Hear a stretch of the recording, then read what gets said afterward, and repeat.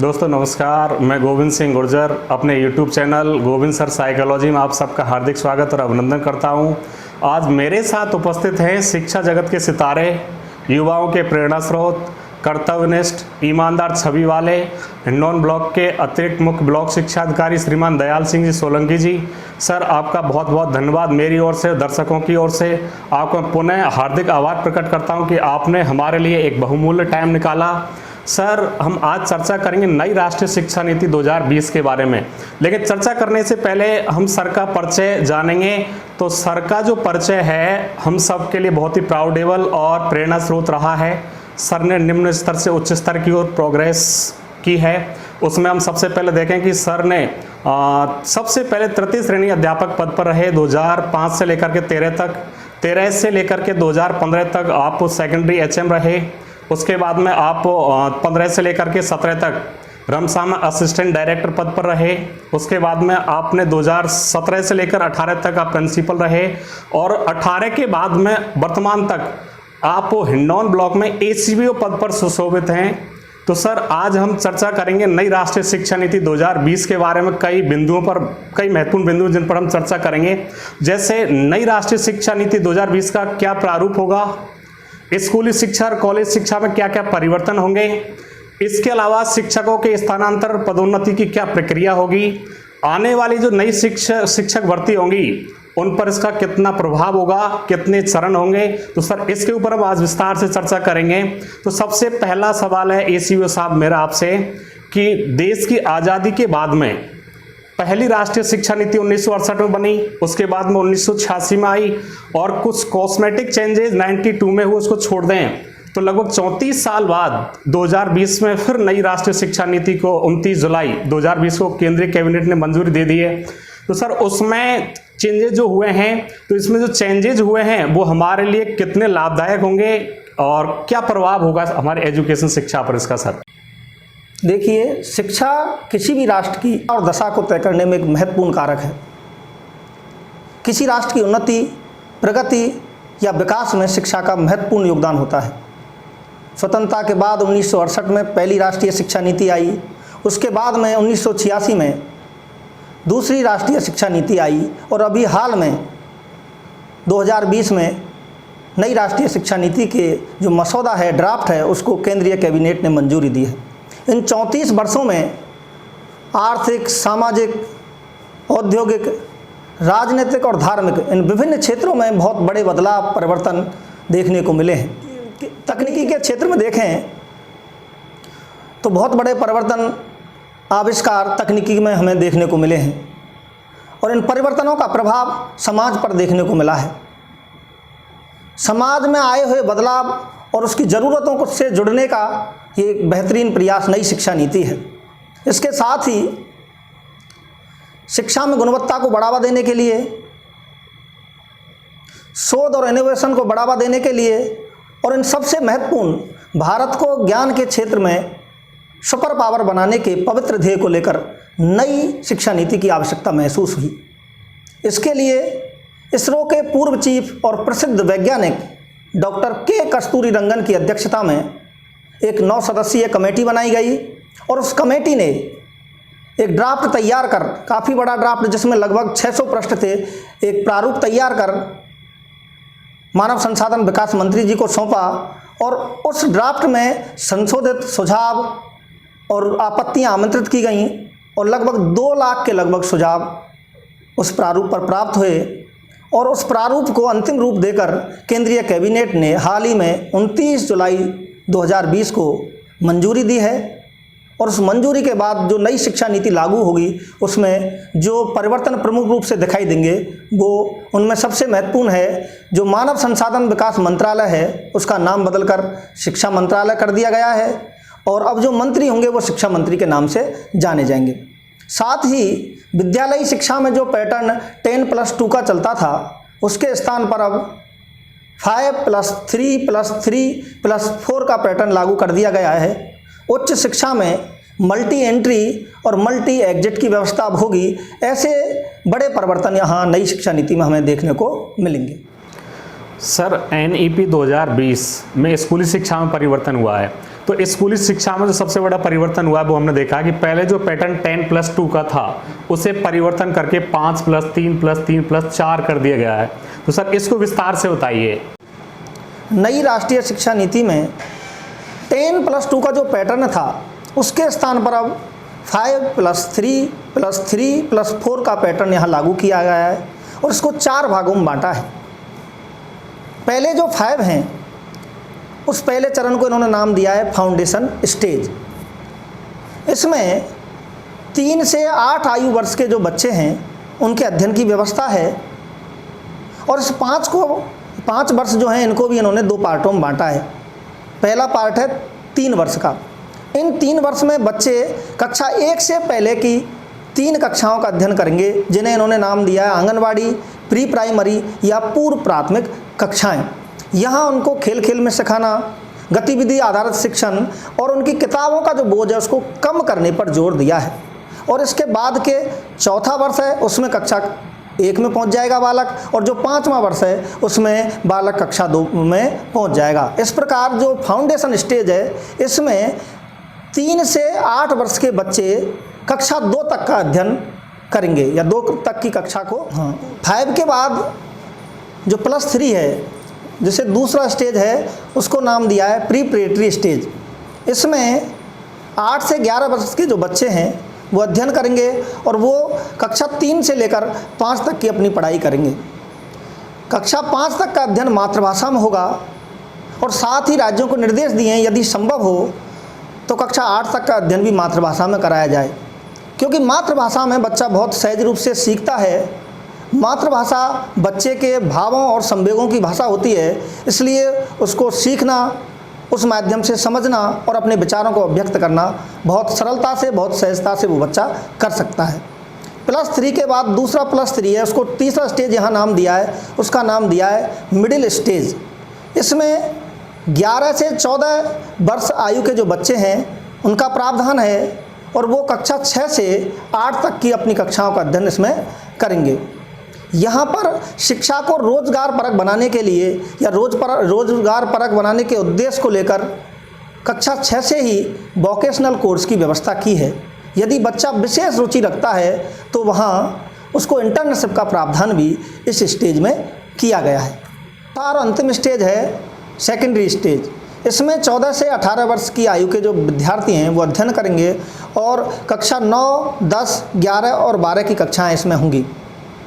यहाँ पर जो संकाय प्रणाली चल रही है वर्तमान में, आर्ट, कॉमर्स, साइंस आदि की ये स्ट्रीम अब ख़त्म हो जाएंगी और विद्यार्थी अपनी पसंद का कोई भी विषय अपने अध्ययन के लिए चुन सकेगा।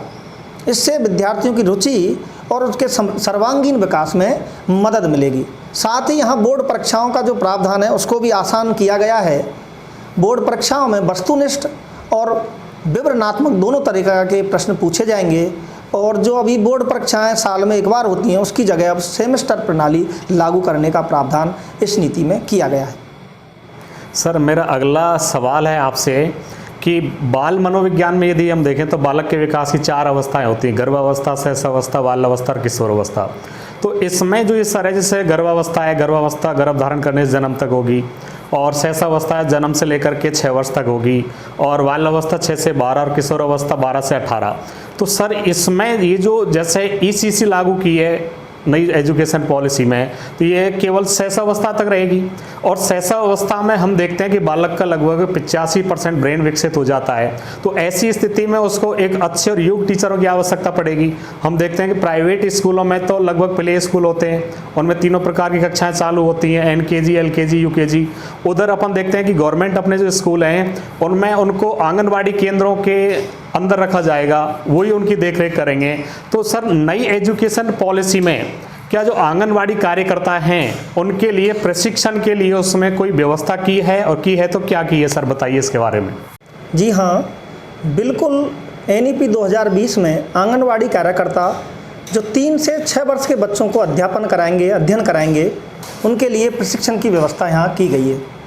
ऐसे आंगनवाड़ी कार्यकर्ता जो 10+2 की योग्यता रखते हैं उन्हें 6 महीने का एक प्रशिक्षण दिया जाएगा और ऐसे आंगनवाड़ी कार्यकर्ता जो 10+2 से कम योग्यता धारक हैं उन्हें 1 वर्ष का डिप्लोमा कोर्स कराया जाएगा, जिसके माध्यम से उन्हें खेल खेल में बच्चों को पढ़ाना, समझाना एवं चित्र, आकृति एवं साउंड के माध्यम से बच्चों को पढ़ाने की, समझाने का प्रशिक्षण यहाँ दिया जाएगा।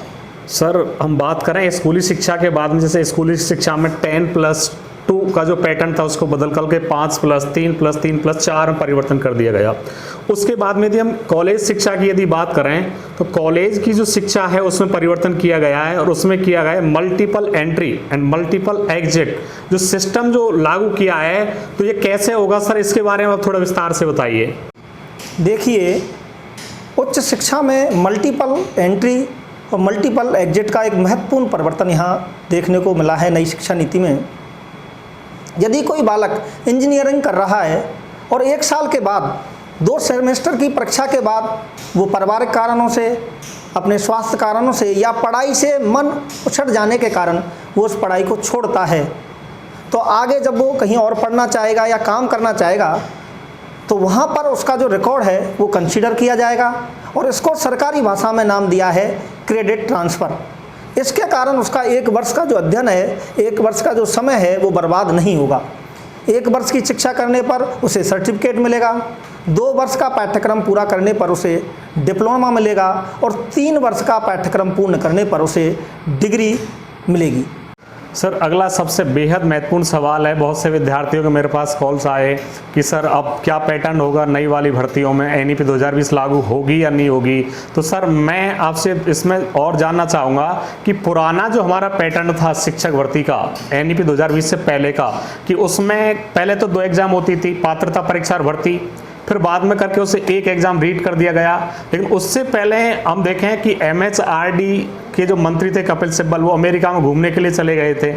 हमारे एजुकेशन सिस्टम और अमेरिका के एजुकेशन सिस्टम को देखा, दोनों में काफ़ी डिफरेंट मिला कि हमारे यहाँ जो पात्रता परीक्षा होती है कॉलेज लेक्चरर के लिए कॉलेज लेवल पर, वो वहाँ एलिमेंट्री लेवल के लिए होती है। तो अमेरिका जानता है कि यदि क्वालिटेटिव टीचर यदि चाहिए तो एलिमेंट्री लेवल पर चाहिए, क्योंकि एलिमेंट्री लेवल हमारा किसी भी एजुकेशन का नींव होता है, आधारशिला होती है। तो उन्होंने आकर देखा कि सबसे ज़्यादा सैलरी और सिक्योरिटी एलिमेंट्री टीचर को मिलती है, जबकि हमारे भारत देश में कॉलेज लेवल आकर के देखते हैं उन टीचरों को सबसे ज़्यादा मिलती है। तो काफ़ी डिफरेंट मिला। तो माननीय कपिल सिब्बल जी ने आकर के मीटिंग बुलाई और अधिकारी को निर्देशित दिया कि कैसे भी करके हमें एलिमेंट्री स्तर को सुधारना है। और उस सुधार करने के लिए सबसे पहले उन्होंने पात्रता परीक्षा आयोजित करवाने की बात रखी। तो सबसे पहले राजस्थान में हमारे में 2011 में पहली पात्रता परीक्षा हुई, उसके बाद फिर 12 में भर्ती हुई और दोनों को मिलाकर के पहली शिक्षक भर्ती कंप्लीट हो गई। उसके बाद 2013 में फिर भर्ती हुई, उसमें भी वही पैटर्न था, पहले पात्रता परीक्षा और उसके बाद में भर्ती। लेकिन 2015 में जो पैटर्न था चेंज कर दिया गया, दोनों एग्जामों को मिलाकर 1 एग्जाम कर दिया गया और उसका नाम रीट दे दिया गया। तो सर अब जो अभी तक तो 1 पैटर्न चला आ रहा था, लेकिन अब वो एनईपी 2020 लागू हो गई है। तो सर आप बताइए कि इस एनईपी 2020 में नई शिक्षक भर्ती में कितने चरण होंगे और क्या नई शिक्षक भर्तियों पर यह लागू होगी एनईपी 2020? देखिए, एनईपी 2020 की बात करें तो इसमें शिक्षक भर्ती की जो प्रक्रिया है वो पहले से थोड़ी जटिल और कठिन कर दी है। नई शिक्षा नीति पर बोलते हुए मानव संसाधन विकास मंत्री श्रीमान रमेश पोखरियाल जी निशंक ने कहा था कि अब शिक्षक बनना आईएएस से भी कठिन होगा। हो सकता है इस वाक्य में कुछ अतिशयोक्ति हो, लेकिन ये तो तय है कि शिक्षक भर्ती की जो प्रक्रिया है वो निश्चित रूप से वर्तमान स्वरूप से कठिन होगी।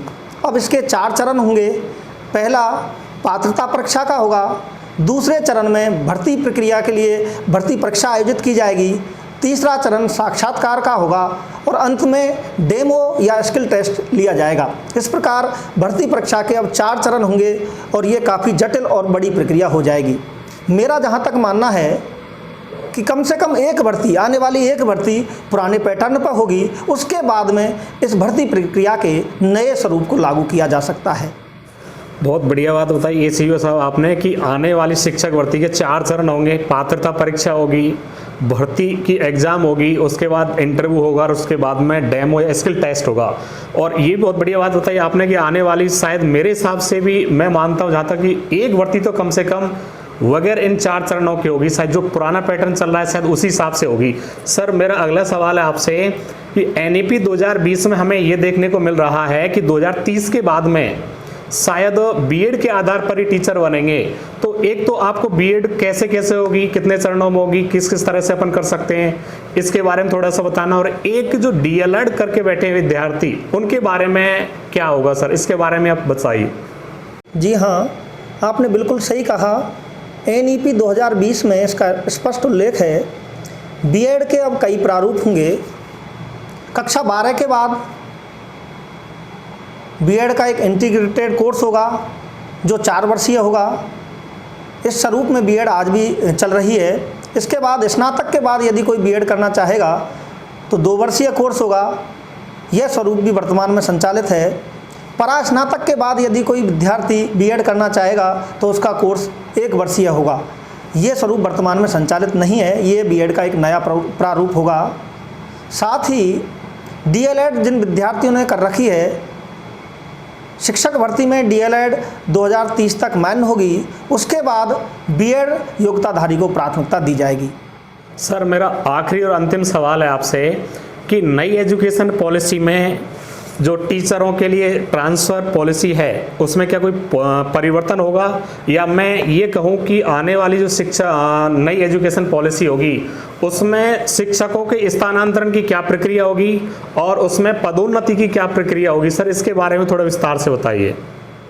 नई पॉलिसी में ट्रांसफ़र लगभग खत्म हो जाएंगे और केंद्रीय विद्यालय तथा जवाहर नवोदय विद्यालयों की तर्ज पर ग्रामीण क्षेत्रों में शिक्षकों को आवास मुहैया कराने का प्रावधान इस नीति के अंतर्गत किया गया है। शिक्षकों के ट्रांसफ़र पदोन्नति की स्थिति में किए जाएंगे या फिर किसी विशेष परिस्थिति में किसी शिक्षक की शिकायत होती है तो उस शिकायत के आधार पर भी ट्रांसफ़र किया जा सकेगा। और रही पदोन्नति की बात, तो पदोन्नति अब योग्यता के आधार पर होगी या फिर शिक्षक के किए गए कार्य के आधार पर पदोन्नति अब दी जाएगी। जी बहुत बहुत धन्यवाद एसीबी साहब, आपने हमें बहुमूल्य टाइम निकाला, इसके लिए हम पुनः आभार प्रकट करते हैं। धन्यवाद सर। धन्यवाद।